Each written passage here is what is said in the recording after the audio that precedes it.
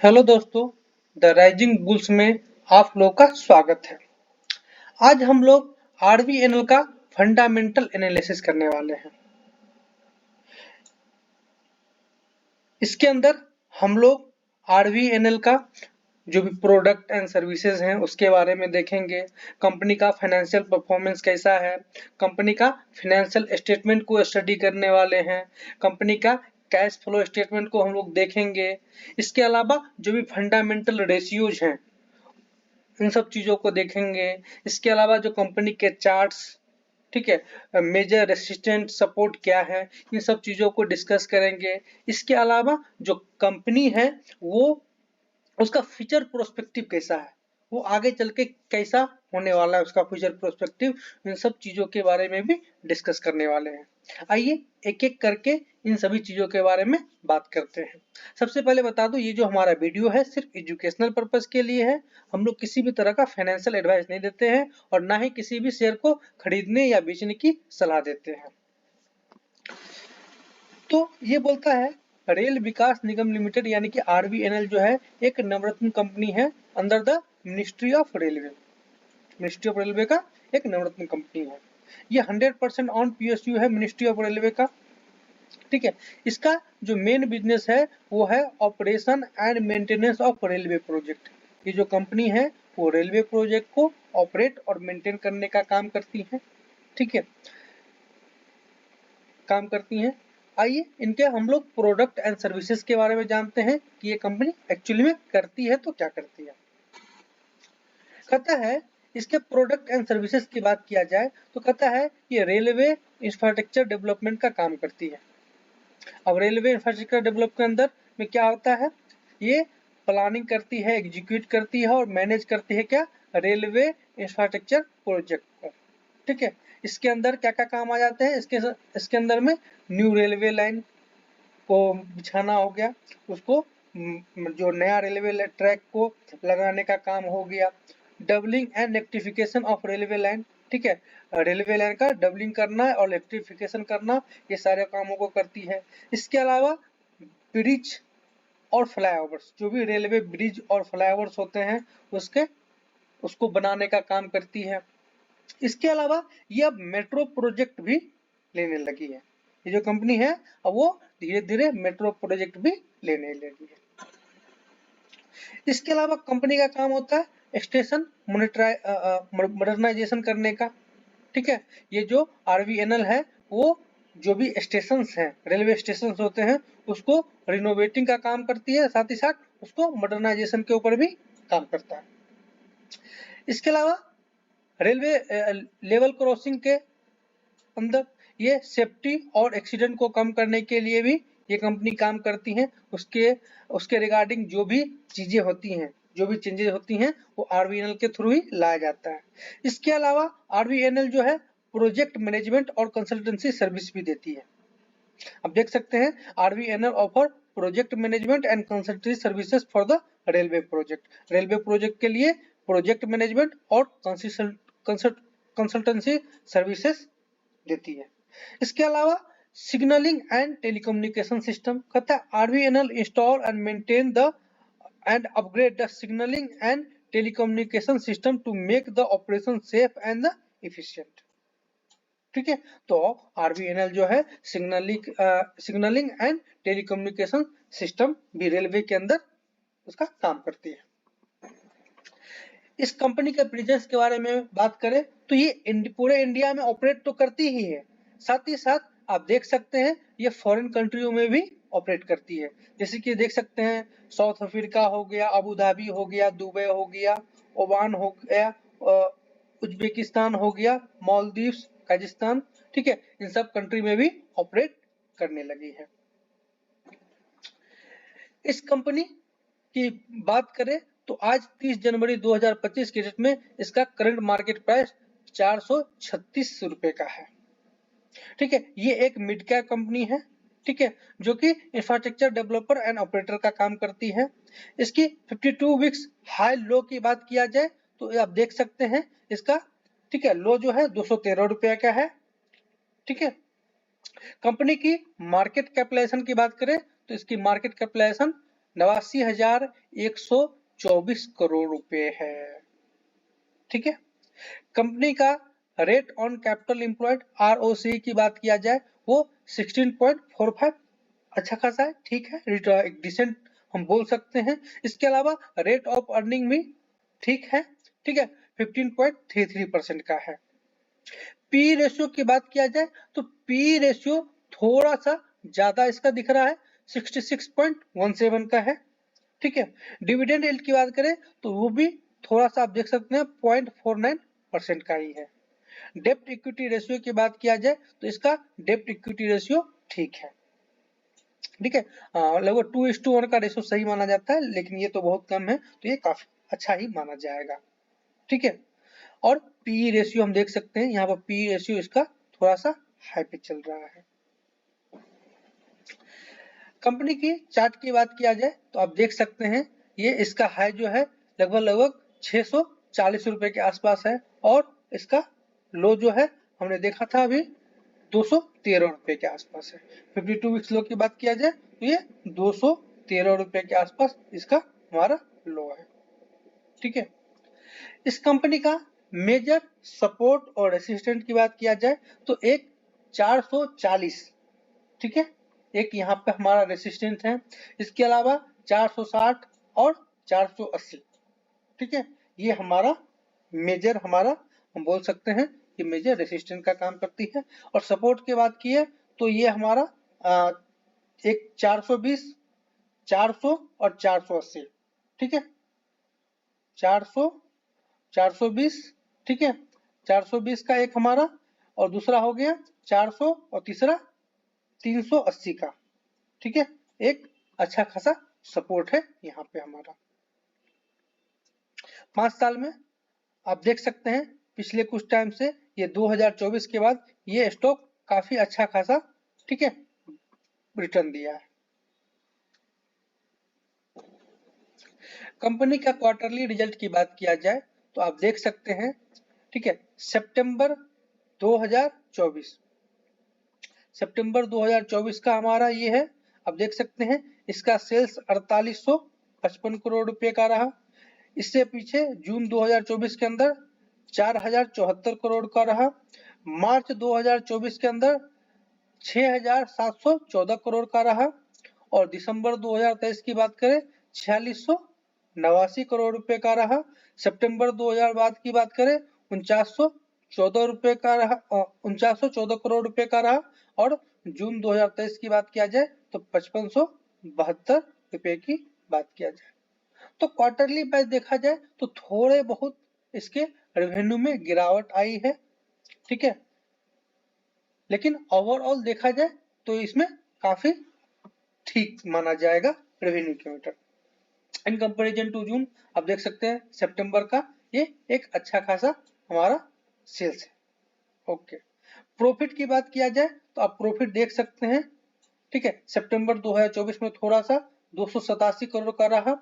जून 2024 में 224 करोड़ का रहा। मार्च 2024 के अंदर ये 478 करोड़ रुपए का था, ठीक है, यानी कि मार्च 2024 वाले क्वार्टर में कंपनी ने एक बहुत अच्छा परफॉर्मेंस दिखाया था। उसी तरह से दिसंबर 23 की बात किया जाए 359 करोड़ रुपए का था। तो यानी कि पिछले 2 क्वार्टर्स में कंपनी का परफॉर्मेंस थोड़ा सा डाउन हुआ है, जो एक नेगेटिव चीज हो सकता है कंपनी के लिए, लेकिन आगे चल के ये कंपनी का प्रोस्पेक्ट अच्छा हो सकता है। ईपीएस की बात करें तो देख सकते हैं ये 2 क्वार्टर में थोड़ा सा ईपीएस में भी गिरावट आया, ठीक है, in comparison to March 2024। Company का ईयरली प्रॉफिट एंड लॉस की बात किया जाए पिछले 5 साल का अगर देखते हैं तो आप मार्च 24 का देख सकते हैं 21,889 करोड़ रुपए का रहा। मार्च 2023 में 20,282 करोड़ रुपए का रहा। मार्च 22 में 19,382 करोड़ का रहा। और मार्च 21 में 15,404 करोड़, यानी कि ईयरली बेसिस पर बात किया जाए और मार्च 20 का 14,531 करोड़ रुपए, यानी कि ईयरली बेसिस पे बात किया जाए तो इसका एक अच्छा खासा ग्रोथ देखा गया है इस कंपनी के सेल्स के अंदर।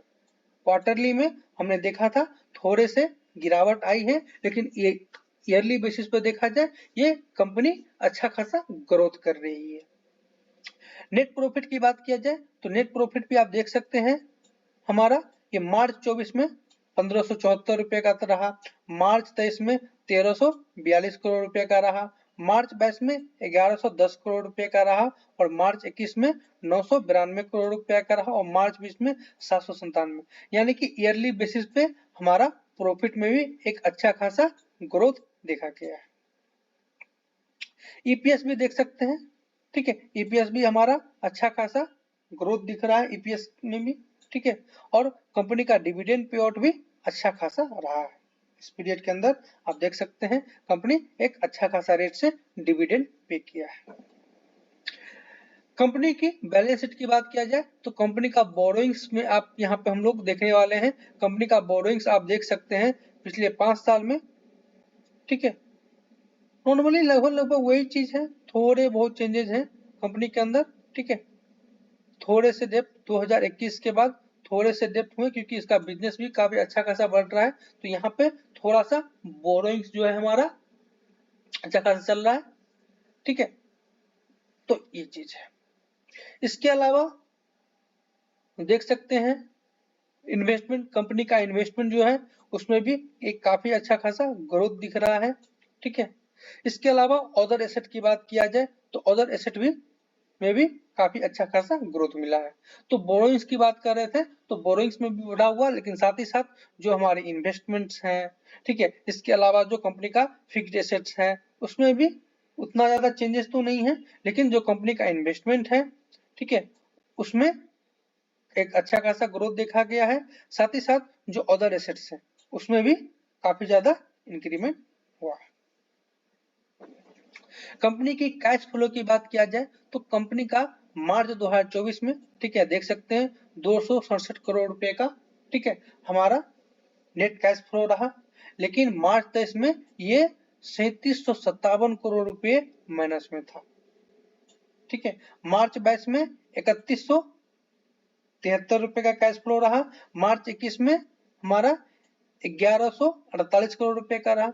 तो बात ओवरऑल देखा जाए तो ठीक है, एक्सेप्ट 2023 की बात किया जाए यहाँ पे काफी नेगेटिव कैश फ्लो देखा गया, लेकिन आप देख सकते हैं मार्च 2024 में ये फिर से पॉजिटिव में आ गया है। उम्मीद करते हैं ये फ्यूचर में भी अच्छा रहेगा। शेयर होल्डिंग पैटर्न की बात किया जाए तो आप क्वार्टरली बेसिस पर देख सकते हैं इसका शेयर होल्डिंग पैटर्न। तो जून से आप देख सकते हैं जून में ये 78% का रहा, लेकिन इसके बाद सितंबर के बाद इसका जो प्रमोटर्स है उन्होंने अच्छे खासे अपने स्टेक को सेल करा है, तो ये यहाँ पे एक नेगेटिव पॉइंट के रूप में लिया जा सकता है। एफआईआई की बात करें तो एफआईआई ने देखा अपने होल्डिंग को अच्छा खासा इंक्रीज किया है, 2% के आसपास इन्होंने अपने होल्डिंग को इंक्रीज करा है। डीआई ने अपना लगभग वही सेम मेंटेन रखा है, आप देख सकते हैं डीआई का जो है होल्डिंग को लगभग 6% के आसपास इन्होंने मेंटेन रखा है। गवर्नमेंट की बात किया जाए नहीं है, पब्लिक की बात किया जाए तो पब्लिक ने भी थोड़े बहुत कम हुए हैं पब्लिक की होल्डिंग, ठीक है, लेकिन वही है प्रमोटर्स का थोड़ा सा कम रहा, पब्लिक ने भी अपनी सी होल्डिंग को प्रॉफिट बुकिंग किया होगा, ठीक है, लेकिन एफआईआई जो है इसमें अच्छे खासे इंटरेस्टेड नजर आ रहे हैं, तो ये कंपनी के लिए एक पॉजिटिव न्यूज माना जा सकता है। ओवरऑल रिव्यू की बात किया जाए, ठीक है, तो हम एक पॉजिटिव वे में ले सकते हैं। ज्योग्राफिकल जो प्रेजेंस है, कंपनी इंडिया में तो काम करती है, साथ ही साथ इंटरनेशनली भी अब ये ऑपरेट करने लगा है, तो ये हमारा एक पॉजिटिव न्यूज माना जाएगा। कंपनी जो है एक healthy dividend pay out maintain करती है, ये भी हमारे लिए एक पॉजिटिव न्यूज रहा। इसके अलावा जो प्रमोटर्स हैं लास्ट 3 ईयर में 5.36% अपने होल्डिंग को डिक्रीज कर दिया है, ये हमारे लिए एक निगेटिव पॉइंट माना जा सकता है, ठीक है। इसके अलावा जो यूनियन बजट 2025 हम लोग जानते हैं अभी आने ही वाला है 2-3 दिनों के अंदर, तो वहां पर ऐसा अनुमान लगाया जा रहा है कि इस बजट के अंदर, ठीक है, रेलवे स्टॉक के ऊपर, ठीक है, अच्छा खासा, ठीक है, कैपिटल का एलोकेशन किया जा सकता है। यानी कि जो गवर्नमेंट ऑफ इंडिया है वो इंफ्रा के ऊपर अच्छा खासा खर्च करने वाली है पैसे, जिस कारण से जो रेलवे स्टॉक है उनको बहुत अच्छा फायदा मिलने वाला है और उसके अंदर RVNL भी आता है। अगर ऐसा हुआ बजट के अंदर तो ये RVNL के लिए बहुत ही पॉजिटिव न्यूज होगा और उसकी ग्रोथ काफी अच्छी दिखाई देगी। ठीक है, तो ये एक मेजर अपडेट है इस कंपनी से रिलेटेड। ठीक है, एक फोरकास्ट है 2025 में RVNL से रिलेटेड, कहता है RVNL में 2025 का फोरकास्ट हमारा है 479 रुपए 44 पैसे का। ठीक है, बाकी अगर फेवरेबल कंडीशन रहा तो ये 575 रुपए तक जा सकता है और अगर ये पोटेंशियली हाई अगर रीच रहा, ठीक है, ये सेक्टर तो 709 रुपए तक ही जा सकता है। ये भाई कोई रिकमेंडेशन नहीं है, जस्ट रिसर्च करके एक मैंने एक प्राइस ये जो है वो उसको बताया गया है। ये किसी भी तरह का रिकमेंडेशन नहीं है। आप इन्वेस्टमेंट करने से पहले खुद की रिसर्च कर ले या फिर किसी भी क्वालिफाइड इंस्टीट्यूशनल इन्वेस्टर से संपर्क कर सकते हैं। ठीक है, हमारे वीडियो को आप सब्सक्राइब कर दें, लाइक कर दें और कमेंट कर दें और किसी भी सजेशन के लिए आप मुझे बता सकते हैं ताकि मैं उसे नेक्स्ट वीडियो में आपके सामने उन चीजों को ऐड ऑन कर सकूं। इसी तरह के वीडियो के लिए हमारे चैनल को सब्सक्राइब कर ले। Thank you.